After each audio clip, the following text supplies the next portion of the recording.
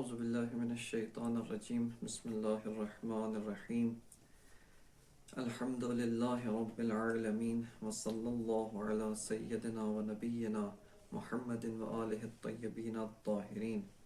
ہمارے پاس مرحلہ دوم میں وجود ذہنی کے بارے میں تھی کہ جس کے مقام سوم میں ہم گزشتہ درس سے وارد ہو چکے ہیں۔ علامہ طباطبائی رحمۃ اللہ علیہ نے فصل یعنی اس مرحلہ وجود ذہنی کو ایک ہی فصل میں منعقد کیا ہے کہ جس میں تمام مطالب وجود ذہنی کو علامہ نے ترتیب کے ساتھ ذکر فرمایا ہے۔ لہٰذا ہم نے بھی علامہ کی جو عبارت ہے اس کی بہتر فہم کے لیے 3 مقامات میں اس کو تقسیم کیا ہے۔ مقام اول میں بیان اقوال در باب علم و کیفیت حصول علم حصولی ہے کہ علم حصولی کس طرح سے خارج سے حکایت کرتا ہے، اس کے بارے میں کتنے اقوال ہیں ان کو ذکر کیا گیا ہے۔ مقام دوم میں علامہ طباطبائی رحمۃ اللہ علیہ حکمائے جمہور کی جو بیان ہے یعنی وجود ذہنی کا جو انہوں نے بیان کیا ہے اس کے اوپر جو استدلالات ہیں ان کو ذکر کرتے ہیں، اور اس مقام پر علامہ جناب محقق سبزواری کی پیروی میں 3 استدلالات ذکر کرتے ہیں۔ مقام سوم پہ علامہ وجود ذہنی کے اوپر جو اشکالات کیے گئے ہیں ان اشکالات کو مطرح کرتے ہیں اور ان اشکالات کا جواب دیتے ہیں کہ درس گزشتہ کے اندر اشکال اول و اشکال دوم کی تقریر کی جا چکی ہے۔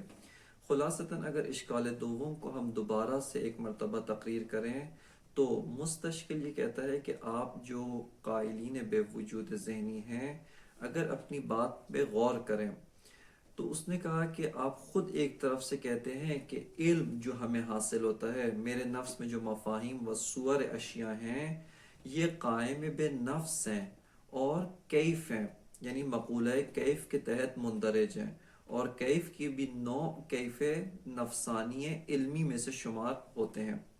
خوب فرماتا ہے کہ ایک مرتبہ ہم جوہر کو تصور کرتے ہیں اور تصور جوہر بنا بر انحفاظ ذات و ذاتیات و تمام اجزاء ذات کے محفوظ رہتے ہوئے تصور جوہر بھی جوہر ہے، لہٰذا مجھے جوہر حاصل ہوا ہے، اور یہ جو میں نے تصور کیا ہے شے جوہر کا جو تصور کیا ہے یہ مندرج تحت مقولہ جوہر ہے۔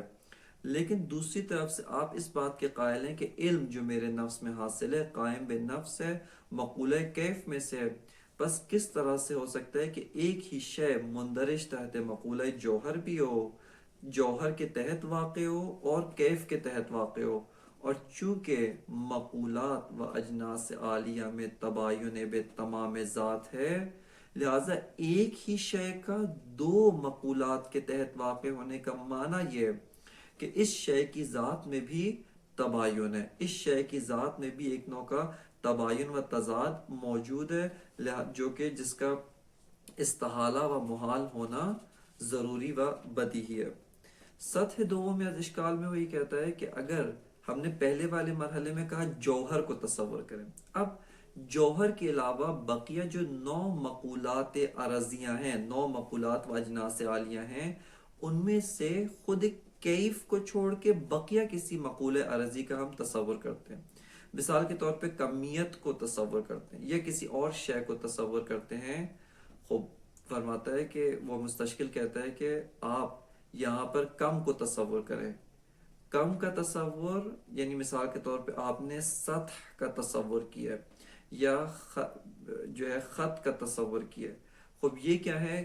کمیت متصل قار جو یا ایک بعدی ہے یا 2 بعدی ہیں۔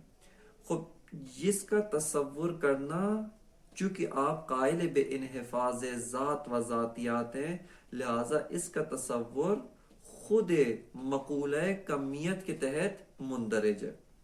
دوسری طرف سے آپ حکمہ یہ کہتے ہیں کہ علم و علم حصولی و مفاہیم و تصدیقات یہ سارے کے سارے حاصل للنفس ہیں، قائم بے نفس ہیں، لہٰذا یہ سب کے سب مندرج تحت مقولہ کیف ہیں۔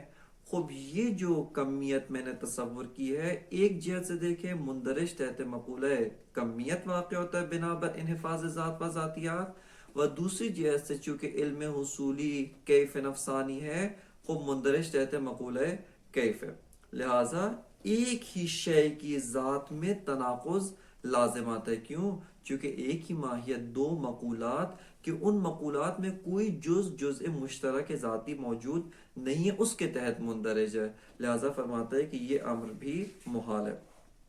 اور تیسرا جو سطح کا اشکال تھا وہ یہ تھا کہ ہم خود کیف میں سے جو دیگر انواع کیف ہیں، مثال کے طور پہ کیفیت محسوس یا کیف استعدادی، ان میں سے کسی کو جب تصور کرتے ہیں، خب بنا بر انحفاظ ذات و ذاتیات، وہ کیف محسوس کو میں نے تصور کیا، لون کو تصور کیا، رنگ کو تصور کیا، یا کیف استعدادی کو تصور کیا، اور وہ اپنی نوع کے تحت مندرج ہے، یعنی اس کی نوع کیا ہے؟ کیف استعدادی یا کیف محسوس ہے، اس کے تحت مندرج ہے۔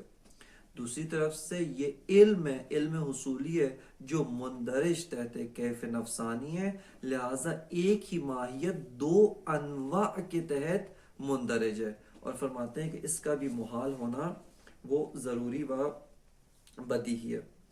اس کے بعد سے علامہ طباطبائی رحمۃ اللہ علیہ فرماتے ہیں کہ یہ جو اشکال دوم مطرح کیا گیا ہے، یہ حکماء کے لیے بہت ہی زیادہ مشکل ساز اور ان کے لیے بہت زیادہ درد سرساز ہوا ہے، اور حکماء اس اشکال کا جواب دینے میں بہت زیادہ حیرت و سرگردانی کا شکار ہوئے ہیں، اور بعض نے حتیٰ اس اشکال کی وجہ سے خود قول وجود ذہنی کو بھی ترک کر دیا۔ یہیں پہ ایک نقطہ جو بہت ہی دلچسپ ہے، اور وہ یہ ہے کہ عموماً مسائل فلسفی میں یا دیگر کسی بھی مسئلے میں خوب آپ دیکھتے ہیں کہ ایک قول حق ہے، لیکن بہت سارے لوگ اس قول حق سے فراری ہوتے ہیں، اس کو قبول نہیں کرتے، اور اس کے بجائے دیگر اقوال و دیگر جو امور ہیں ان کی جانب توجہ کرتے ہیں۔ اس کا ایک جو سبب ہے وہ اشکالات ہوتے ہیں، وہ دباؤ ہوتا ہے کہ جو طرف مقابل و اشکالات مقابل کا جو دباؤ ہے اس کو حل نہ کرنے کی وجہ سے و اس کا جواب نہ ہونے کی وجہ سے یہ افراد جو ہے وہ اس قول کو چھوڑ کر کسی اور سمت جاتے ہیں۔ لہٰذا بہت سارے افراد کہ جو بعد میں شبح کے قائل ہوئے، قائلین بے شبہ ہوئے، یا مثال کے طور پہ قائل بے اضافہ ہوئے، ایسا نہیں ہے کہ شروع سے ہی وہ قائل بے اضافہ تھے اور قول وجود ذہنی کو اصلاً قبول نہیں کرتے تھے یا قبول کرنا ہی نہیں چاہتے تھے، بلکہ انہوں نے دیکھا کہ یہ جو اشکالات اس قول پہ مطرح ہیں اور سنگین اشکالات ہیں، ان کا جواب نہیں ان سے بن پایا، وہ اس کا جواب نہیں دے پائے، اور چونکہ اس کا جواب نہیں دے پائے، اس کو حل نہیں کر پائے اپنی بنیاد سے، لہٰذا اس اساس پر انہوں نے اساساً قول وجود ذہنی کو ہی چھوڑ دیا اور دیگر اقوال و دیگر سمت کی جانب متمائل ہو جاتے ہیں۔ لہٰذا بہت سارے افراد کے جو وجود ذہنی کے منکر ہیں، وہ اس وجہ سے نہیں منکر ہیں کیونکہ ان کی نزدیک قول بالشبہ زیادہ معقول ہے یا قول بے اضافہ کے اوپر کوئی محکم و مستحکم دلیل موجود ہے، بلکہ بہت سارے اس وجہ سے وجود ذہنی کے منکر ہیں چونکہ ان اشکالات کا جواب نہیں دے پائے۔ اسی طرح آئندہ آنے والے جو راہ حل ہے، یہاں پر علامہ چندین راہ حل پیش کرتے ہیں جن بزرگواروں نے کوشش کی اس وجود ذہنی کی بحث پہ جو اشکالات ہیں ان کو حل کرنے کے لیے، لیکن نہیں حل کر پائے۔ اس طرح سے نہیں ہے کہ انہوں نے جو راہ حل پیش کیا اس راہ حل پہ کوئی برہان قائم ہے، اس راہ حل پہ کوئی استدلال قائم ہے، نہ، بلکہ انہوں نے یہ دیکھا کہ ان اشکالات جو مطرح ہیں ان سے فرار کرنے کے لیے کیا چارہ جوئی کی جا سکتی ہے، اس چارہ جوئی کو انہوں نے مطرح کیا ہے، لیکن وہ چارہ جوئی فی ذات ہی دیگر مشکلات و دیگر مبانی کے ساتھ سازگار نہیں ہے۔ اور سب سے جو مشکل کام ہے علم فلسفہ یا کسی اور علم میں، وہ یہی مسئلہ ہوتا ہے کہ آپ جتنے بھی مبانی بناتے جا رہے ہیں، استدلال کرتے جا رہے ہیں، قائم کرتے جا رہے ہیں، اگلی جو بات کریں ایسا نہ ہو کہ پچھلی والی باتوں کے ساتھ متناقض یا متنافی یا متضاد ہو، یہ نہیں ہونا چاہیے۔ جو بھی راہ حل، جو بھی راستہ انتخاب کرنا ہے کسی بھی مسئلے میں، کسی بھی قول کو اپنانا ہے، کسی بھی چیز کو اس بات کرنا ہے، پچھلے سارے مبانی کو محفوظ رکھتے ہوئے اور ان کی حفاظت کرتے ہوئے ہمیں آگے ساختمان، آگے جو عمارت ہے اس کو کھڑی کرنا ہے۔ مگر یہ کہ یہ دقت کریں اس نقطے کی جانب، مگر یہ کہ آگے جیسے ہی فیلسوف چلتا جا رہا ہے متوجہ ہو جائے، پلٹ کے کوئی آگے ایک نقطہ اس کے لیے کشف ہو جو یہ ثابت کرے کہ پیچھے جو میں نے بنیاد رکھی تھی، پیچھے جو میں نے ایک مبنا کو اختیار کیا ہے وہ مبنا درست نہیں ہے. یعنی فیلسوف تفلسف کر رہا ہے، مبانی فلسفی بنا رہا ہے، شروع اس نے کیا، بناتا جا رہا ہے، اس مرحلے پہ پہنچ کر دیکھتا ہے کہ یہ بات بہت زیادہ بدیہی ہے، اس کا انکار بھی نہیں کر سکتے. ثانیاً یہ پچھلے والے قول سے سازگار نہیں ہے، پچھلے والے مبانی کے ساتھ سازگار نہیں ہے. خوب یہاں پر فیلسوف ایک مرتبہ دیکھتا ہے کہ یہ بات بہت زیادہ محکم نہیں ہے، مستحکم نہیں ہے. خوب اس کی توجیہ کی جا سکتی ہے، اس کو کسی اور طرف پھیرا جا سکتا ہے، وہاں پہ مبانی کو محفوظ رکھتا ہے، مبانی کی حفاظت کر کے اس بات کو آگے سے جا کر توجیہ کرتا ہے یا اس بات کا آگے سے راہ حل تلاش کرتا ہے. لیکن ایک دفعہ یہ جو بات ہے اتنی محکم و مستحکم ہے کہ اس کو انکار نہیں کیا جا سکتا. خب یہاں پر وہ ایک نظر ثانی کرے گا، اور یہ جو بات ہے یہ مبانی کے ساتھ بھی سازگار نہیں ہوتی. بس اس کو کس طریقے سے جم کریں؟ خب یہاں پر فیلسوف ایک مرتبہ دوبارہ اپنے سارے مبانی پہ نظر ثانی کرتا ہے، دوبارہ دیکھتا ہے کہ خوب کہیں ایسا تو نہیں وہ جو مبانی میں نے بنائے ہیں اور ان مبانی پر جو براہین و استدلالات قائم کیے ہیں خوب مشکل ان استدلال میں ہو، ممکن ہے کہیں پر ایک مغالطہ رہ گیا ہو، کہیں پہ خطا رونما ہوئی ہو، لہٰذا دوبارہ پلٹ کر آتا ہے اور عموماً وہیں پر ان مبانی میں ممکن ہے کسی ایک نقطے پہ ہلکی سی خطا رہ گئی ہو جس کی وجہ سے وہ مبنا درست طور پہ صحیح طور پہ قائم نہیں ہوا ہو. لہٰذا ان قول کو و اس چیز کو دوبارہ سازگار کرے گا اپنے مبانی کے ساتھ. اور اسی کو جو ہم نے مقدمہ و مطالب مقدماتی بدایت الحکمہ میں جہاں پر کتاب میں وارد نہیں ہوئے تھے وہیں پر اس مطلب کی جانب اشارہ کیا تھا کہ عقل کے کاموں میں سے ایک کام انسجام دہی ہے، کہ عقل مختلف جو چیزیں جن کی بنیاد خود عقل رکھتی ہے ان کو آپس میں جم کرتی ہے کہ یہ سازگار ہوں. ایک مثال کے طور پہ جزیرہ کی طرح پراکندہ اور ایک دوسرے کے ساتھ بکھرے ہوئے و غیر مرتبط نہ ہو، بلکہ ایک زنجیر کی مانند حلقہ وار ہو، کہ اگر ایک سرا زنجیر کا پکڑے تو پوری زنجیر ایک نظم کے ساتھ، ایک انسجام کے ساتھ ہمارے ہاتھ میں آ جاتی ہے. لہٰذا ان مبانی کو محفوظ رکھتے ہوئے، ان مبانی میں سے جو قطعی یقینی و برہانی ہیں ان کو آخر فلسفہ تک محفوظ رکھنا یہ انتہائی دشوار کام ہے. اور یہی جو ہے ہمارے فلاسفہ و ہمارے جو حکماء ہیں ان کا عظمت و ان کی قدرت عقلی کی جانب بہت ہی واضح نمونہ اور جو ہے روشن نمونہ ہے. خوب فرماتے ہیں قالوا وهذا الاشکال اصعب من الاول، کہ یہ قالو سے مراد جناب محقق سبزواری شرح منظومہ کے اندر ہے کہ شرح منظومہ مقصد اول فرید اول اس کی غرر ہفتوں فی وجود ذہنی، اس وجود ذہنی کے اندر جب اشکال دوم کو جناب محقق سبزواری بیان فرماتے ہیں اس کے بعد فرماتے ہیں کہ یہ جو اشکال ہے پہلے والے اشکال سے زیادہ سخت ہے اور اس کی جو حل کرنا وہ پہلے والے سے زیادہ مشکل ہے. فرماتے ہیں اذ لا کثیر اشکال فی کون الشیء واحد جوہرا و عرضا.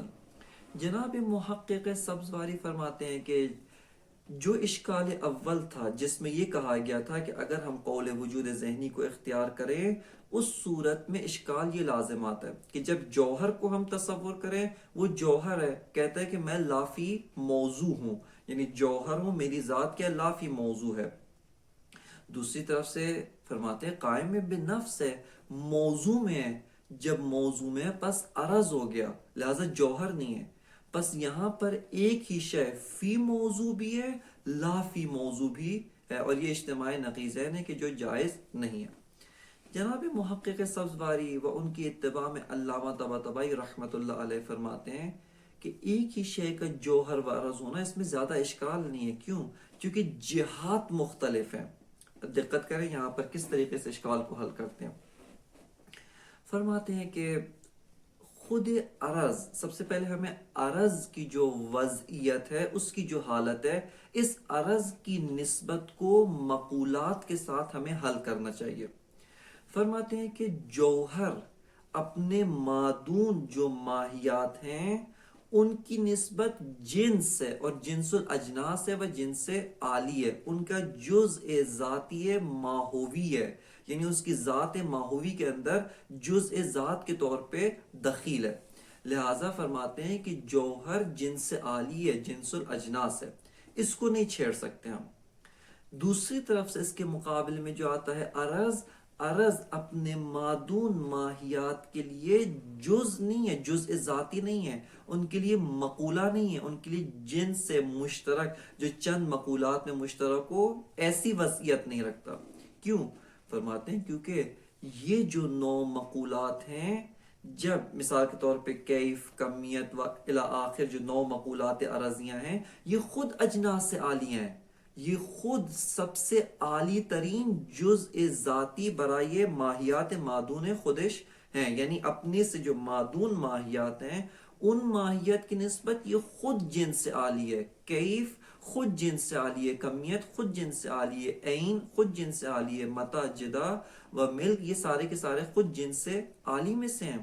لہٰذا ان سے مافوق کوئی اور جزء ذاتی ماہوی جنسی موجود ہو یہ ممکن نہیں ہے۔ کیوں؟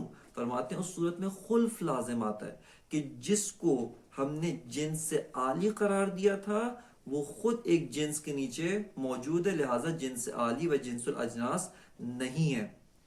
خب پس عرض کی جو ہے وہ اپنے سے مادون ان مقولات 9 مقولات کے لیے جنس تو نہیں ہے، بس عرض کی ان کے ساتھ کیا نسبت ہے؟ سوال یہ پیدا ہوتا ہے۔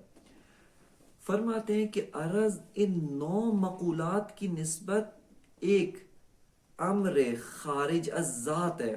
خود عرض یہ جو عنوان عرض ہے، یعنی اذا وجدت فی الخارج وجدت فی موضوع، یہ جو عنوان عرض ہے یہ عرض ان 9 مقولات کے لیے جنس الاجناس نہیں ہے، بلکہ ان مقولات کے لیے ایک وصف خارج از ذات ہے۔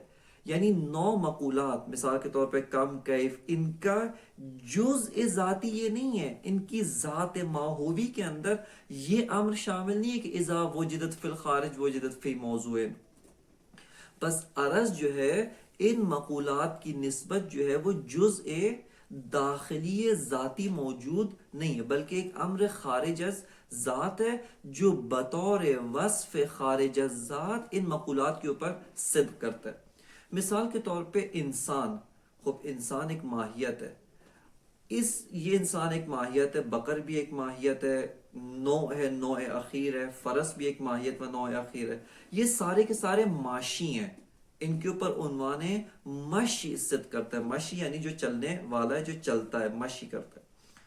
خوب ان کے اوپر جو عنوان مشی ہے، کیا ان سب کے لیے جنس ہو گیا ہے یا نہ؟ انسان بھی ماشی ہے، لیکن جزء ذاتی انسان ماشی ہونا نہیں ہے، بلکہ ایک عرض خارج از ذات کے طور پہ یہ ماشی اس کے اوپر صدق کرتا ہے۔ اسی طرح بقر کی نسبت، غنم کی نسبت و فرس کی نسبت ماشی جزء ذاتی نہیں ہے، بلکہ ایک امر خارج از ذات کے طور پر ان کے اوپر صدق کرتا ہے۔ خب یہی کیفیت خود عنوان عرض، خود عنوان العرض با نسبت بے 9 مقولات عرضیہ یہی ہے کہ عرض ان 9 مقولات کے لیے جزء ذاتی نہیں ہے، بلکہ ایک عنوان خارج از ذات ہے۔ خب فرماتے ہیں پس کوئی اشکال لازم نہیں آتا کہ جوہر اس نے اس مفہوم میں جو تصور جوہر ہم نے کیا ہے اس کا جزء ذاتی ہے، اس کی ذات کو تشکیل دیا ہے، اس کی ذات میں شامل ہے، لیکن خارج از ذات کے طور پہ عرض اس کے اوپر صدق کرتا ہے۔ یعنی عرض جو یہ جو جوہر میں نے تصور کیا ہے، میرے ذہن میں جوہر ہے، اس کی ذات کیا ہے؟ اس کی ذات وہی جوہر ہونا ہے بنابر انحفاظ ذات و ذاتیات۔ خوب عرض کیسے صدق کر رہے؟ فرما رہے عرض اس کی ذات میں داخل نہیں ہے۔ دقت کریں، عرض یہ جو عنوان عرض ہے، یہ عنوان عرض اس مفہوم جوہر کا جزء ذاتی نہیں ہے، اس کے تحت مندرج نہیں ہے۔ کیوں؟ چونکہ عرض اساسی طور پہ مقولہ نہیں ہے بلکہ معقول ثانی فلسفی ہے، جو ان نو مقولات کے اوپر بعنوان امر خارج از ذات، ذات سے خارج ان کے اوپر صدق کرتا ہے، لہٰذا فرماتے ہیں کوئی اشکال لازم نہیں آتا۔ خوب بالاخرے یہ کس طرح سے ہو سکتا ہے کہ ایک ہی شے اس کی ذات کے لحاظ سے دیکھیں تو وہ کہتی ہے کہ لافی موضوع، چونکہ ذات جوہر ہے، اس کی ذات میں غور کریں تو ذات کہتی ہے کہ میں کیا ہوں؟ لافی موضوع ہوں، کیونکہ میں جوہر ہوں۔ ایک امر خارج از ذات کے طور پہ اس کو دقت کرے، وہ کہتی ہے میں فی موضوع ہوں۔ بالاخرے اجتماع نقیضین تو ہوتا ہے یا نہیں ہوتا؟ چاہے آپ نے دو جہات الگ کر دی ہوں، کہا کہ یہ جو لافی موضوع ہونا ہے وہ اس کی جہت ذاتی کی وجہ سے ہے، اور اس کا فی موضوع ہونا، اس کا قائم بالنفس ہونا، اس کا عرض ہونا از باب عنوان خارج از ذات اس کے اوپر صدق کرتا ہے۔ خود فرماتے ہیں کہ آپ دقت کریں یہاں پر، خود آپ تعریف جوہر میں کیا کہتے ہیں؟ کہتے ہیں تعریف جوہر میں آپ نے اخذ کیا ہے کہ جوہر کب جوہر ہے؟ اذا وجدت فی الخارج، جب خارج از نفس موجود ہو تب لافی موضوع ہے۔ یہ جو جوہر ذہنی ہے جس کو میں نے تصور کیا ہے، یہ جوہر ذہنی تو فی نفس ہے، یہ تو فی الخارج نہیں، یہ تو نفس میں ہے۔ بس جوہر ذہنی اساسی طور پر اس تعریف جوہر سے ہی خارج ہے۔ کیوں؟ چونکہ آپ نے تعریف جوہر میں کہا ہے کہ جوہر کیا ہوتا ہے؟ اذا وجدت فی الخارج، جب خارج میں ہو تب لافی موضوع ہوتا ہے۔ یہ جو جوہر ذہنی ہے تو فی الخارج نہیں ہے، بس اساسی طور پر جوہر ذہنی اس بات سے ہی خارج سالبہ بے انتفاع موضوع ہے۔ کیوں؟ یہ جو لافی موضوع ہونے کا حکم ہے، یہ حکم مترتب بر اذا وجدت فی الخارج ہے، جبکہ جوہر ذہنی اساسی طور پہ لا فی الخارج نہیں ہے بلکہ فی الذہن ہے۔ لہٰذا اگر جوہر ذہنی کے اوپر عنوان عرض بطور ایک امر خارج از ذات صدق کر رہا ہے، وہ کوئی تناقض لازم نہیں ہے۔ کیوں؟ کیونکہ خود جوہر کی ذات یہ کہہ رہی ہے کہ جب میں خارج میں ہوں، نہ جب ذہن میں ہوں، جب خارج میں ہوں تب لافی موضوع، اور ابھی جب کہ میں خارج میں نہیں ہوں، خفی موضوع ہونے میں کوئی اشکال لازم نہیں آتا۔ لہذا فرماتے ہیں کہ یہ اشکال کوئی بڑا اشکال نہیں ہے۔ لیکن یہی جواب، یہی جو ہم نے بات کہی ہے، یہ بات جوہر و کیف میں نہیں کر سکتے۔ کیوں؟ چونکہ جوہر بھی جزء ذات اس امر جوہری کو تشکیل دے رہا ہے۔ یہ امر جوہری مندرج تحت جوہر ہے، جوہر کے آثار کو اس پہ مترتب ہونا چاہیے۔ فرماتے ہیں کیف بھی اسی طرح ہے۔ یہ جو امر ہے، یہ جو جوہر کا آپ نے تصور کیا، قائم بے نفس ہے یا نہیں ہے؟ خوب قائم بے نفس ہے۔ جب قائم بے نفس ہے، مندرج تحت مقولہ کیف ہے و جزء کیف نفسانی ہے۔ لہٰذا فرماتے ہیں کہ اس صورت میں یہ دونوں جوہر و کیف، یا کمیت و کیف، یا کیف نفسانی و کیف مثال کے طور پہ محسوس، یہ اجزاء داخلی ماہیت میں آ رہے ہیں، اور ایک ماہیت کی اپنی ذات میں، خود ذات میں تناقض ہے۔ نہ مانند عرض ہے کہ عرض خارج از ذات صدق کر رہا ہے، جوہر جزء ذات ہے، لہٰذا دو جہات ہیں، کوئی اشکال لازم نہیں آتا۔ فرماتے ہیں یہاں پر جو ہے اشکال دوم میں اگر آپ دقت کریں، یہیں سے اشکال اول و اشکال دوم کا فرق واضح ہوتا ہے کہ دونوں کیف و جوہر جزء داخل ذات ہے، اس کی حد ماہوی میں شامل ہے، اس کے اجزاء داخلی ماہوی کا حصہ ہے۔ لہٰذا یہ اشکال دوم اتنی آسانی سے حل نہیں ہوتا۔ بس فرماتے ہیں قال وهذا الاشکال اصعب من الاول، کہ یہ قالو سے مراد جناب محقق سبزواری در شرح منظومہ۔ خوب کیوں؟ فرماتے ہیں اذ لا کثیر اشکال فی کون شیء واحد جوہرا و عرضا۔ فرماتے ہیں کہ ایک ہی شیء واحد کا ایک جہت سے جوہر ہونا و جہت دیگر سے عرض ہونے میں تو کوئی اشکال نہیں ہے۔ کیوں؟ فرماتے ہیں لأن التباین الذاتی الذی بین المقولات انما هو بین الجوہر والکیف والکم وغیرہا۔ فرماتے ہیں تباین ذاتی بین مقولات کی، یہ مقولات متباین بے تمام ذات ہیں، چونکہ مقولات عالی ہیں، اجناس عالی ہیں، بسیط ہیں، ان میں کوئی جزء مشترک نہیں، لہٰذا تب متباین بے تمام ذات ہیں۔ فرماتے ہیں تباین ذاتی مقولات میں ہے، جوہر میں ہے، کم میں ہے، کیف میں ہے، آپس میں 9 مقولات میں تباین ہے۔ وَأَمَّا مَفْهُومُ الْعَرَض بِمَعْنَى الْقَائِمِ بِالْمَوْضُوعِ فَهُوَ عَرَضٌ عَامٌ صَادِقٌ عَلَى 9 مِنَ الْمَقُولَاتِ۔ وہ فرماتے ہیں کہ یہ جو عنوان عرض ہے، العرض، یہ جو عنوان العرض ہے، یہ جزء ذاتی ماہوی 9 مقولات نہیں ہے۔ کیوں؟ اگر ایسا ہو تو اس صورت میں ان کے لیے جنس عالی ہو جائے گا، اس صورت میں خود عرض جنس الاجناس ہو جائے گا، پس اس صورت میں مقولات نہیں ہوں گے بلکہ مقولتان ہوں گے، ایک جوہر مقولہ ہے جنس عالی ہے، ایک عرض مقولہ و جنس عالی ہے۔ جبکہ حکماء یہ نہیں کہتے، وہ کہتے ہیں کہ عرض ایک عنوان عام میں عرض یعنی عنوان عام ہے جو 9 مقولات کے اوپر صادق ہے، لیکن کس طرح سے صادق ہے؟ بعنوان فوق مقولہ، بعنوان معقول ثانی، بعنوان امر خارج از ذات ماہوی، ان کے اوپر صادق ہے۔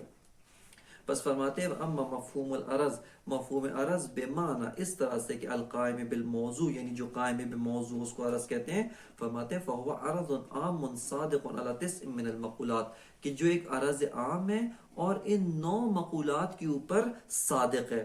ومن الجائز، اور فرماتے ہیں کہ جائز ہے کہ ان یعم کی ضمیر پلٹتی ہے مفہوم عرض۔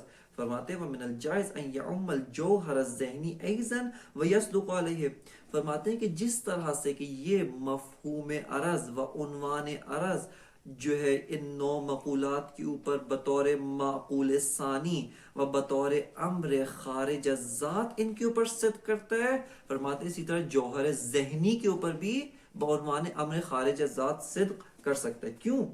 فرماتے ہیں لأن المأخوذ فی رسم الجوہر، کہتے ہیں وہ چیز کہ جو جوہر کی تعریف، چونکہ رسم کیوں کہا؟ جوہر خود جنس عالی ہے، تعریف حدی وہ جنس سے قریب و فصل قریب کے ساتھ ہوتی ہے، جبکہ جوہر جو خود مقولہ ہے، جو خود جنس الاجناس ہے، مقولہ عالی ہے و جنس عالی ہے جس سے ما فوق کوئی جنس نہیں ہے، لہٰذا اس کے لیے جنس اور فصل نہیں لا سکتے، لہٰذا جتنے بھی مقولات ہیں ان کی تعریف حدی اصلاً ممکن نہیں ہے، لیکن تعریف رسمی ان کے لیے ممکن ہے۔ لہٰذا فرماتے ہیں لأن المأخوذ فی رسم الجوہر انہ ماہیۃ اذا وجدت فی الخارج وجدت لا فی موضوع۔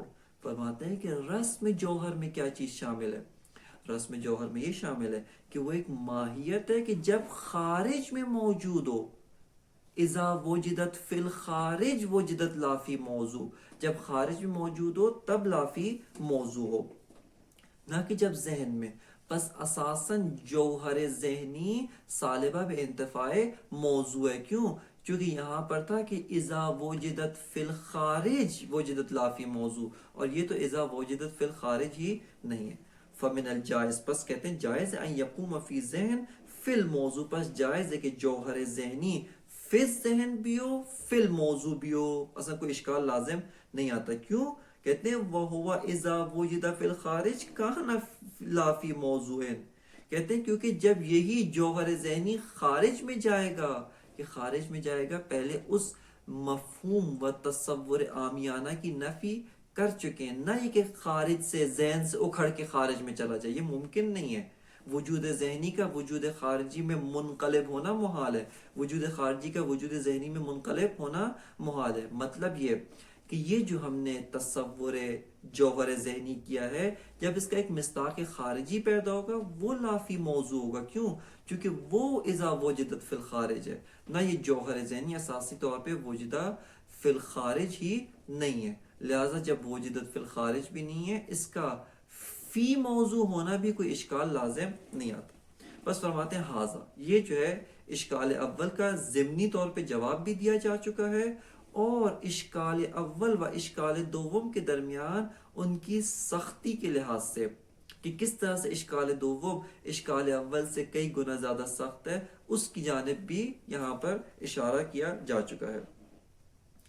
خوب، اشکال اول کو یوں حل کیا، خوب اما دخول الماہیت الواحدت تحت مقولتین، کہتے ہیں اشکال دوم میں مشکل کیا ہے؟ اشکال دوم میں مشکل یہ ہے کہ ایک ماہیت دو مقولات کے تحت مندرج ہے، دو مقولات کے تحت واقع ہو رہی ہے، جبکہ جوہر و عرض میں یہ جو ماہیت ہے تحت عرض واقع نہیں ہوتا، بلکہ عرض ایک امر خارج از ذات ہے، کہ یہ تحت عرض واقع ہونا، مندرج تحت عرض واقع ہونا ایک خاص معنی ہے۔ اس کا معنی یعنی یہ جو شے ہے اس کے اوپر، یعنی یہ جو مقولہ ہے اس کی ذات میں داخل ہے، جبکہ عرض اس کی ذات میں داخل نہیں ہے۔ فرماتے ہیں وَأَمَّا دُخُولُ الْمَاحِيَّةِ الْوَاحِدَةِ تحت مقولتین کالجوہر والکیف وکالکم والکیف، فرماتے ہیں کہ ایک ماہیت کا دو مقولات کے تحت واقع ہونا، جیسے ایک ہی ماہیت کا جوہر و کیف کے تحت واقع ہونا، یا ایک ہی ماہیت کا کمیت و کیف کے ساتھ واقع ہونا، فرماتے ہیں کہ یہ قابل قبول نہیں۔ کیوں؟ والمقولات متباینات بتمام الذوات، کہتے ہیں کہ جتنے بھی مقولات ہیں ان میں تباین بے تمام ذات ہے، ان میں کوئی جزء ذاتی مشترک موجود نہیں ہے۔ فاستحالتہ ضروریت لا مدفع لها، بس کہتے ہیں کہ ایک ہی ماہیت کا دو مقولات کے تحت واقع ہونا، اس کا محال ہونا، اس کا استحالہ، اس کا ممتنع ہونا، یہ ضروری و بدیہی ہے، جس سے کوئی مدفع و مفر و اس سے کوئی جائے فرار موجود نہیں ہے۔ فرماتے ہیں اب علامہ یہاں پر دو جوابات ذکر کرتے ہیں، کہتے ہیں بعض لوگوں کا جواب کیا ہے؟ فرار از اشکال، انہوں نے اساسی طور پہ مبنی وجود ذہنی سے ہی فرار اختیار کیا ہے، لیکن بعض کا جواب بنائی ہے، یعنی وجود ذہنی کو قبول کرتے ہوئے آ کر اس اشکال کا جواب دینے کی کوشش کی ہے انہوں نے۔ پہلی نوعیت کا جواب علامہ یہاں سے یوں ذکر کرتے ہیں، فرماتے ہیں وَبِالتَّوَجُّ إِلَى مَا تَقَدَّمَ مِنَ الْإِشْكَالِ وَنَحْوِهِ، فرماتے ہیں وہ چیز جو ہم نے اوپر اس اشکال کو ذکر کیا ہے، وہ اس اشکال کی مانند جو دیگر اشکالات ہیں، کہتے ہیں ان کی جانب توجہ کرتے ہوئے ذَهَبَ بَعْضُهُمْ إِلَى إِنْكَارِ الْوُجُودِ الذِّهْنِي مِنْ أَصْلِهِ بِالْقَوْلِ بِأَنَّ الْعِلْمَ بِإِضَافَةٍ، فرماتے ہیں بعض نے تو اساسی طور پہ وجود ذہنی کا ہی انکار کیا، کہ یہاں پر یہ جو علامہ فرما رہے الا انکار الوجود الذہنی من اصل ہی، یعنی وجود ذہنی کی بنیاد، اس کی بنیاد کیا ہے کہ اساساً ذہن میں کچھ حاصل ہو، اسی کا انکار کر دیا۔ یعنی وجود ذہنی کے دو ارکان جو آپ کی خدمت میں عرض کیے تھے، کہ ایک رکن اس کا مطابقت و عینیت ماہیت ذہنیہ با ماہیت خارجیہ ہے۔ اس سے پہلا یہ کہ ذہن میں مفاہیم حاصل ہوتے ہیں، علم حصولی و ساحت نفس کے اندر یہ امور و یہ ماہیات و موجودات ذہنی حاصل ہوتے ہیں۔ بعض نے موجودات ذہنی کا ہی سرے سے انکار کر دیا اور وہ متمایل بقول اضافہ ہو گئے۔ فرماتے ہیں کہ ذهب بعضهم الى انکار الوجود الذہنی من اصله بان القول بان العلم باضافت من النفس الى الخارج، کہتے ہیں کہ علم کیا ہے؟ اضافہ نفس بے خارج ہے۔ خب فالمعلوم مندرج تحت مقولته الخارجیت فقط، وہ کہتے ہیں اس صورت میں جب معلوم ہے، علم کیا ہے؟ علم اضافہ نفس با امر خارجی ہے، اصلا نفس میں کوئی شے حاصل نہیں ہوتی۔ اب جب نفس میں کوئی شے حاصل ہی نہیں ہوئی ہے، بس وہ کیف نفسانی بھی نہیں ہے، قائم بے نفس بھی نہیں ہے، اور مقولہ کیف کے تحت بھی مندرج نہیں ہے، اس کے اوپر عنوان عرض بھی صدق نہیں کرتا، بلکہ خارج میں وہ جس مقولے کے تحت ہے، اگر مقولہ جوہر کے تحت ہے تو مقولہ جوہر، اگر مقولہ کمیت کے تحت و دیگر مقولات کے تحت ہے، وہ اپنے مقولے کے تحت باقی و برقرار ہے، اساسی طور پہ وہ مقولہ کیف کے تحت واقع ہی نہیں ہوتی۔ بس فرماتے ہیں فالمعلوم، جو معلوم ہے، مندرج تحت مقولتہ الخارجیت فقط، کہتے ہیں معلوم اپنے مقولہ خارجی کے تحت مندرج ہے۔ اگر اس کا مقولہ خارجی جوہر ہونا ہے، جوہر ہے، اگر کیف ہے، کیف محسوس ہے، لون ہے، خب لون، اگر مثال کے طور پہ کمیت ہے و دیگر مقولات، ہر شے اپنے مقولے کے تحت مندرج ہے، اساساً و اصلاً کیف نفسانی کے تحت مندرج ہی نہیں ہیں۔ علامہ فرماتے ہیں کہ اس کے اوپر ہم پہلے اشکال کر چکے ہیں، وقد عرفت ما فی ہے، جو ہم نے اشکال کیا تھا وہ اس کے اوپر پہلے والے اشکالات سارے کے سارے یہاں پر اٹھ کر دوبارہ لازم آتے ہیں۔ وہ بعض اور نے آ کے کہا کہ نہ، ذہن میں ہمارے کچھ حاصل ہوتا ہے، موجود ذہنی ہے، وہ درست ہے، موجود ذہنی ہے، مفاہیم حاصل ہیں، لیکن عینیت کا انکار کر دیا، وقائل بے شبہ ہو گئے۔ فرماتے ہیں وَبَعْضُهُمْ إِلَىٰ أَنَّ ماہیات الخارجیت موجودۃ فی الذہن بِأَشْبَاحِهَا لا بِأَنفُسِهَا۔ فرماتے ہیں کہ ماہیات جو ذہن میں موجود ہیں وہ بذات خودش موجود نہیں ہے، یعنی اپنی تمام ذات و ذاتیات کے ساتھ ماہیات ذہن میں موجود نہیں ہے، بلکہ یہ ماہیات اپنی شبح کے ساتھ موجود ہیں۔ ان کی شبح و ان کی شبیہ، ایک امر جو ان کے مماثل و متماثل و ان کی مثل ہے، وہ ذہن میں حاصل ہوتا ہے، اپنے امثال کے ساتھ موجود ہیں، نہ بعین خودش۔ بس فرماتے ہیں ان الماہیات الخارجیت موجودۃ فی الذہن باشباحها لا بانفسها، خود ماہیات با انحفاظ ذات و ذاتیات ذہن میں موجود نہیں ہیں۔ وشبح الشیء یغایر الشیء ویباینہ۔ فرماتے ہیں شبح الشیء از لحاظ ذات و از لحاظ اجزاء ماہوی و از لحاظ اجزاء ذات عین شیء خارجی نہیں ہے، بلکہ متباین و مغایر بالشیء خارجی ہے۔ فالصورت الذہنیت کیفیت نفسانیت و اما المقولۃ الخارجیت فغیر باقیۃ فیہا فلا اشکال۔ کہتے ہیں کہ جیسے ہی یہ مثال کے طور پہ جوہر ہے، یا مثال کے طور پہ کوئی اور مقولہ ہے جو مقولہ خارجی ہے، آپ جیسے ہی اس کو تصور کرتے ہیں یہ نفس میں آ جاتا ہے تو کیف نفسانی بن جاتا ہے، اپنے مقولہ اصلی و اپنی ماہیت اصلی و اپنی ذات اصلی سے ہاتھ دھو کر یہ مقولہ جوہر، مقولہ کیف نفسانی بن گیا۔ لہٰذا یہ مغایرت با جو کیف نفسانی ہے، مغایرت با مقولہ خارجی رکھتا ہے، یعنی یہ جو مقولہ خارجی ہے جو اپنے مقولے و اپنی ذات و اجزاء ذاتیات کے تحت مندرج ہے، یہ با میرا جو تصور ہے جو کیف نفسانی ہے اس کے ساتھ مغایرت و متباین ہے، لیکن ایک نوع کی حکایت موجود ہے۔ ایک طرح سے یہ جو میرے نفس کے اندر تصاویر یا مفاہیم ہیں، یہ سب کے سب اس مقولہ خارجی سے حکایت کرتے ہیں۔ خب کس طرح سے حکایت کرتے ہیں؟ یہاں پر علامہ کو وہ اشکال جو پہلے ذکر کیا کہ سفسطہ اصلا حکایت نہیں ہے، وہ اشکال یہاں پر دوبارہ پلٹ کر آ جاتا ہے۔ لہٰذا علامہ فرماتے ہیں وقد عرفت ما فیہ، اس قول کے اندر جو مشکلات ہیں اور اس میں جو اشکالات ہیں، فرماتے ہیں وہ اشکالات و وہ مشکلات دوبارہ پلٹ کر یہاں پر واپس آ جائیں گی، لہٰذا قول بالشبح کو بھی ہم اساسی طور پہ قبول نہیں کر سکتے ہیں۔ اس کے بعد وقد اجیب عن الاشکال بوجوہ، یہاں سے علامہ طباطبائی رحمۃ اللہ علیہ وہ اس اشکال دوم کا جو جواب ہے یہ بنائی ہے، یعنی جس کے اندر خود قول وجود ذہنی کو قبول کرتے ہوئے و وجود ذہنی کے اوپر رہتے ہوئے و انحفاظ ذاتیات و حفظ ذات و ذاتیات مقولہ خارجی و ماہیت خارجی با مقولہ ذہنی و ماہیت ذہنی، اب یہاں پہ آ کے بعض افراد نے کوشش کی ہے کہ ان مقولات کا و ان اشکالات کا جواب دے کر اس مسئلے کو وجود ذہنی کو ان اشکالات سے نجات دیں، کہ یہاں پر علامہ مفصل طور پہ چندین جو راہ حل ہے ان کو پیش کرتے ہیں اور ان کو اوپر اشکالات ذکر کرتے ہیں، کہ جیسا کہ بعض اساتید نے حافظہ اللہ انہوں نے یہاں پر ذکر کیا ہے کہ یہ جو مطلب ہے، یہ جو علامہ نے اتنی مفصل بحث کی جس کو خود نہایت الحکمہ میں ذکر نہیں کیا،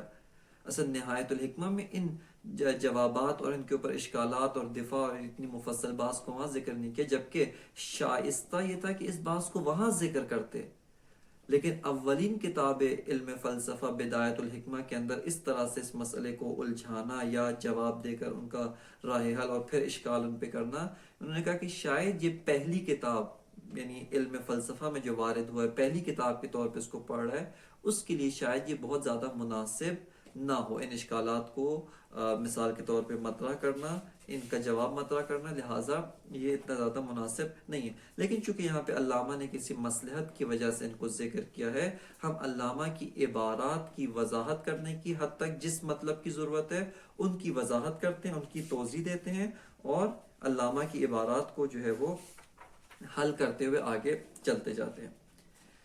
جواب اول کے جو علامہ طباطبائی رحمۃ اللہ علیہ ذکر فرماتے ہیں وہ جناب فاضل قوسچی کا جواب ہے۔ جناب فاضل قوسچی کہ جو ظاہراً قرن نہم میں ان کی وفات ہے، قرن نہم میں تھے، انہوں نے اپنی شرح جو انہوں نے تجرید الاعتقاد جو کتاب جناب خواجہ طوسی ہے، خواجہ طوسی کی جو مشہور ترین کتاب جو ان کے اپنے مبانی کے اساس پہ وہ تجرید الاعتقاد ہے، کہ جو خواجہ کے بعد سے کتاب درسی قرار پاتی ہے، اور اس کے اوپر مفصل و مختلف اشخاص نے و شخصیات نے شروح لکھی ہیں۔ ان شارحین تجرید الاعتقاد میں سے ایک جناب فاضل قوسچی ہیں، اور اس شرح کے اندر وہ اس نظریے کے اوپر جو یہ اشکال پیش کی گیا، نظریہ وجود ذہنی، وہاں پر اس کا جواب دیتے ہیں اور اس کو حل کرنے کی کوشش کرتے ہیں۔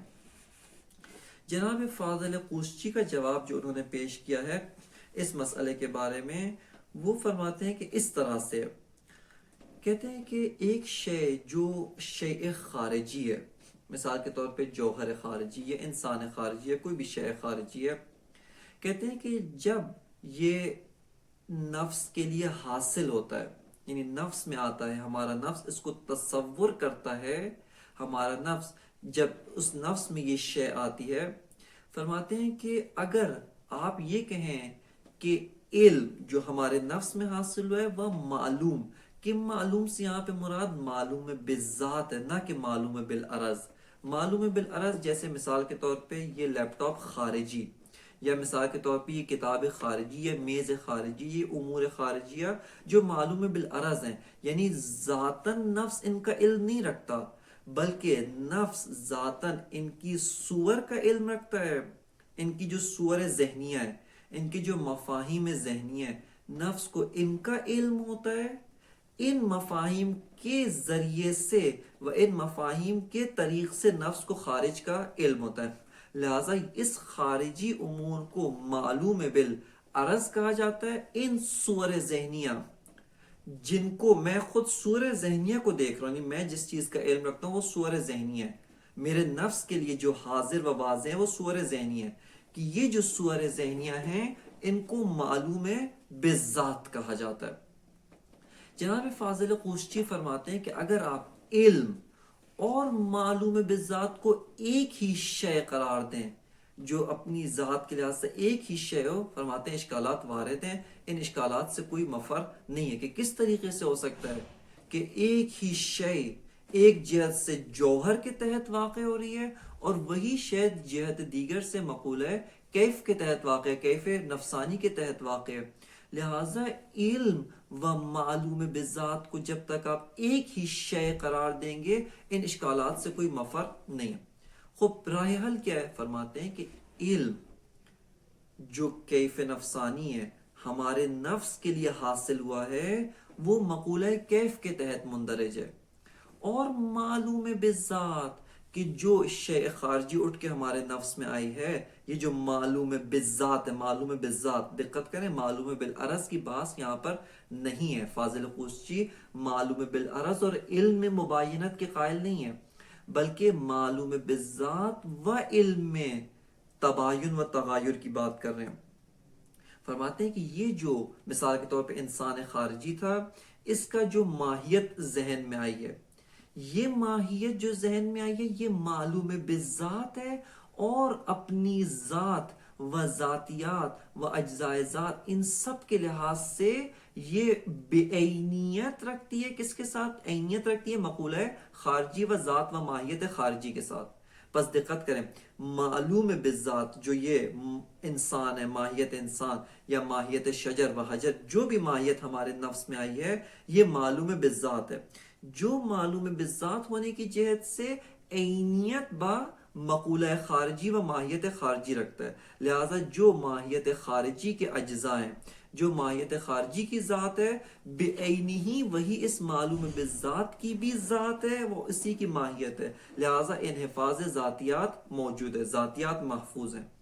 اصلا یہاں پر تمام کے تمام ذاتیات محفوظ ہیں، اور یہ معلوم بالذات اس مقولہ خارجی کے تحت مندرج ہے۔ اگر جوہر ہے وہ مقولہ خارجی، اس کے تحت مندرج ہے، اگر کوئی اور مقولہ ہے تو اس کے تحت مندرج ہے۔ لیکن علم وہ کیف نفسانی ہے، وہ میرے نفس کو حاصل ہوتا ہے، وہ قائم بالنفس ہے، وہ ان کی اصطلاح کے مطابق جو علم ہے وہ حاصل للذہن ہے، وہ یعنی ذہن کی ملکیت، لام لام ملکیت و لام لام قیام ہے، کہ یہ علم جو ہے یہ علم حاصل للذہن ہے، ذہن کے ذریعے سے قائم ہے، قائم بالنفس ہے، کیف نفسانی ہے، یہ مقولہ خارجی کے تحت باقی نہیں ہے۔ پس فرماتے ہیں مشکل حل ہے، کس طرح سے؟ فرماتے ہیں کہ یہ جو ماہیت خارجی ذہن میں آئی ہے یہ اپنے مقولے کے تحت مندرج ہے، اپنے مقولے کے تحت واقع ہوتی ہے، با انحفاظ ذات و ذاتیات، لہٰذا یہ جو معلوم بالذات ہے یہ حاصل فی الذہن ہے، یہ ذہن میں حاصل ہے، حاصل فی ذہن ہے، حاصل للذہن نہیں ہے۔ یہاں پر وہ ایک مثال دیتے ہیں، کہتے ہیں مثال کے طور پہ آپ ایک آئینے کا، جیسے آئینہ ہوتا ہے جس میں تصویر دیکھتے ہیں، کہتے ہیں ایک آئینے کا برتن بنائیں، ایک آئینے کا ہم ایک گول سا پیالہ بنائیں، خوب کہتے ہیں اس آئینے کے پیالے میں بڑا سا پیالہ ہو، انسان کو بیچ میں کھڑا کر دیں یا پتھر کو کھڑا کریں، خوب کہتے ہیں کہ یہ جو پتھر ہے یہ برتن کے اندر ہے یا نہیں ہے؟ خوب برتن کے اندر ہے۔ فرماتے ہیں کہ یہ جو پتھر ہے اپنی ذات و ذاتیات کو محفوظ رکھتے ہوئے اس برتن میں ہے، لہٰذا یہ معلوم بالذات ہے، یہ معلوم بالذات ہے، کیوں؟ اپنے مقولہ خارجی و اپنا جو اس کی ذات و ذاتیات ہے وہ محفوظ ہے۔ کہتے ہیں لیکن اسی پتھر کا ایک انعکاس ہے، چونکہ وہ جو برتن ہے وہ برتن کس طرح کا ہے؟ برتن شیشے کا، آئینے کی جنس سے، آئینے کی سنخ کا برتن ہے، لہٰذا اس پتھر کی جو ایک تصویر ہے، ایک شکل ہے، اس کی جو صورت ہے وہ اس برتن و آئینے کے برتن کی دیواروں پہ ہے، وہ تصویر کیا ہے؟ وہ علم ہے، کیوں؟ قائم بے برتن ہے، برتن کے وجود سے قائم ہے، وہ کیف نفسانی کی مانند ہے، وہ علم ہے۔ بس کہتے ہیں کہ معلوم بالذات الگ ماہیت ہے، ماہیت خارجی کے تحت مندرج ہے، علم وہ اپنی ماہیت کے تحت ہے، کیف نفسانی ہے، لہذا فرماتے ہیں کہ یہاں پر کوئی تناقض در ذات لازم نہیں آتا، کیوں؟ چونکہ تناقض در ذات یا ایک ہی ماہیت کا مندرج ہونا دو مقولات کے تحت یہاں پر تباین بے تمام ذات لازم آتا ہے، جو محال ہے، لیکن ہم نے دو کر دیے ہیں، ایک معلوم بالذات جو اپنے مقولے کے تحت مندرج ہے، ایک علم جو کیف نفسانی ہے اور مقولہ کیف کے تحت مندرج ہے، فلا اشکال، پس کہتے ہیں کوئی اشکال لازم نہیں آتا۔ پس علامہ فرماتے ہیں وقد اجیب عن الاشکال بوجوہ منہا ما ان بعضہم، ایک جواب جو بعض کی طرف سے دیا گیا ہے وہ کیا ہے؟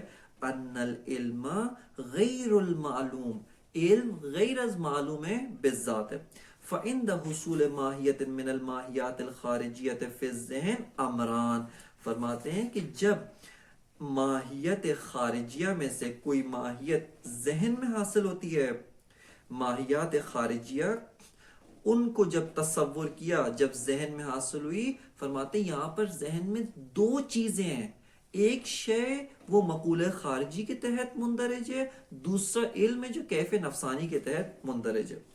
احدہما الماہیت الحاصلۃ نفسها علی ما کانت علیہ فی الخارج وہو المعلوم، کہتے ہیں کہ وہ ایک شے کیا ہے؟ خود ذات ماہیت با انحفاظ ذات و تمام ذاتیات وہ ذہن میں حاصل ہوتی ہے جس طرح سے وہ خارج میں تھی، اور وہ اپنے مقولے کے تحت مندرج ہے، وہو المعلوم، اور وہ کیا ہے؟ معلوم بالذات ہے، وہو غیر قائم بالنفس بل قائم بنفسہ حاصل فیہ حصول الشیء فی الزمان والمکان، فرماتے ہیں کہ جس طرح سے ایک شے زمان اور مکان کے ظرف میں واقع ہوتا ہے، تو اس طرح تو نہیں کہ وہ شے زمان اور مکان کی جو ہے جنس میں تبدیل ہو جائے نا، یعنی زمان جو ہے اس طرح بن جائے نا. وہ شے اپنا ذات رکھتا ہے، اپنی ماہیت ہے، اپنا مقولہ ہے، اپنے اجزائے ذات ہیں. ان اجزائے ذات کو محفوظ رکھتے ہوئے ایک کمرے میں بھی بیٹھا ہوا ہے. خوب کمرے میں بیٹھنے کی وجہ سے اس کی ذات مکمل طور پہ منقلب تو نہیں ہو جاتی. اسی طرح یہ جو ماہیت خارجیہ جس کو ہم نے جب تصور کیا میرے نفس میں واقع ہوئی، اس کی اپنی ماہیت محفوظ ہے، اپنی ماہیت کے تحت محفوظ ہے. اور یہ معلوم ہے بذات ہے. ذہن ایک ظرف ہے جس میں آپ نے ایک شے ڈالی ہے، لہٰذا معلوم اپنی ماہیت کے تحت جو ہے وہ محفوظ ہے. بس فرماتے ہیں کہ بل قائم وهو غیر قائم بالنفس، اپنی ماہیت کی جہت سے قائم بالنفس نہیں ہے، بل قائم بنفسی حاصل فیہ حصول الشیء فی الزمان والمکان.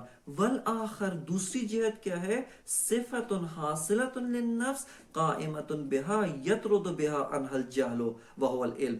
کہتے ہیں دوسری جہت سے دیکھیں تو علم ہے، یعنی اسی ماہیت کا کہ جو بے عینی اٹھ کر ذہن میں آئی ہے، اس کا انعکاس در صفحہ نفس، صفحہ نفس پہ اس کا جو انعکاس ہے وہ کیف نفسانی ہے، وہ مقولہ جوہر کے تحت نہیں، وہ قائم بالنفس ہے اور وہ علم ہے. بس فرماتے ہیں وعلی ھذا فالمعلوم مندرج تحت مقولتہ الخارجیت من جوہر او کم او غیر ذالک. بس کہتے ہیں معلوم اپنے مقولے کے تحت مندرج ہے. والعلم کیف النفسانی، علم مقولہ کیف کے تحت مندرج ہے.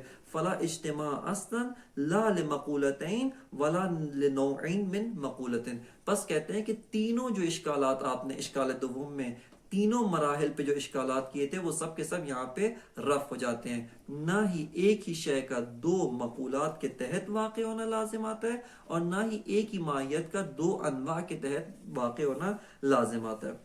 علامہ طباطبائی رحمۃ اللہ علیہ اس جواب کے اوپر جو اشکال فرماتے ہیں، کہتے ہیں کہ یعنی چند اشکالات وارد ہیں، چندین اشکالات وارد ہیں، لیکن علامہ اس میں سے جو اشکال ذکر فرماتے ہیں کہتے ہیں کہ یہ بداہت نفسی کے خلاف ہے، بداہت نفسانی کے خلاف ہے.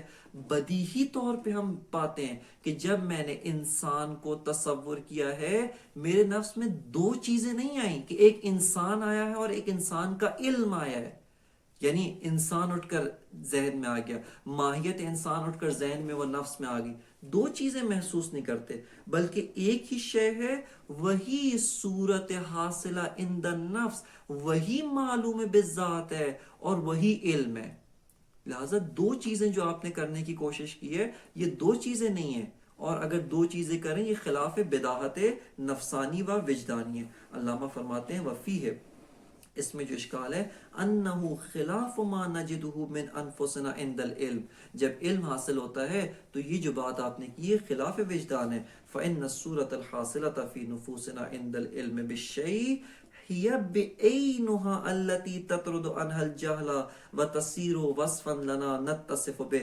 فرماتے ہیں وہ جو صورت حاصل ہوئی ہے، وہ ماہیت جو ہمارے نفس میں حاصل ہوئی ہے، بعینہ وہی علم ہے، اسی کے ذریعے سے ہمارے نفس کا جہل برطرف ہوتا ہے، اور وہی قائم بالنفس ہے اور وہی کیف نفسانی ہے. لہٰذا فرماتے ہیں کہ یہ جو آپ نے دو جہات اور دو طرح سے دو چیزیں، دو الگ الگ چیزیں کر کے مشکل کو حل کرنے کی کوشش کی ہے، فرماتے ہیں یہ خلاف بداہت وجدانی ہے، خلاف امر ہے کہ جس کو ہم اپنے نفس کے اندر پاتے ہیں. اشکال دوم کے جس کو علامہ نے ذکر نہیں کیا لیکن قابل مطرح ہے کہ خوب یہ قیاس مع الفارق ہے. یہاں پر آپ نے بہت ہی سادگی کے ساتھ جواب دیا ہے. تشبیہ معقولات یعنی ایک امر کہ جو غیر زمانی و غیر مکانی ہے، کہ علم مجرد مکانی نہیں ہے، اس کو آپ ایک مثال کے طور پہ شیشے کا پیالہ اور اس کے اندر ایک شے کو ڈال کر اور دو چیزیں کر کے آپ جواب دینا چاہتے ہیں. اب یہ قیاس مع الفارق ہے. یہاں پہ اصلا علم مجرد ہے، سنخ جسم و جسمانیات میں سے نہیں ہے کہ آپ کہیں کہ نفس میں ایک ماہیت حاصل ہوئی ہے اور ایک علم ہے، لہٰذا جس جہت سے وہ معلوم ہے اپنی ماہیت کے تحت ہے، جس جہت سے وہ علم ہے کیف نفسانی ہے. فرماتے ہیں کہ یہ جو آپ نے تشبیہ دی ہے زمان و مکان کے ساتھ، یہ سارے کے سارے قیاس مع الفارق ہے کہ جو اس مسئلے میں جاری نہیں ہوتے. اس کے بعد سے علامہ دوسرا جواب ذکر فرماتے ہیں کہ چونکہ ہمارا وقت تمام ہے لہٰذا انشاءاللہ تعالی اس کو درس بعدی کے اندر ملاحظہ و مشاہدہ کریں گے ہم. وصلی اللہ علی سیدنا و نبینا محمد و آلہ الطیبین الطاہرین.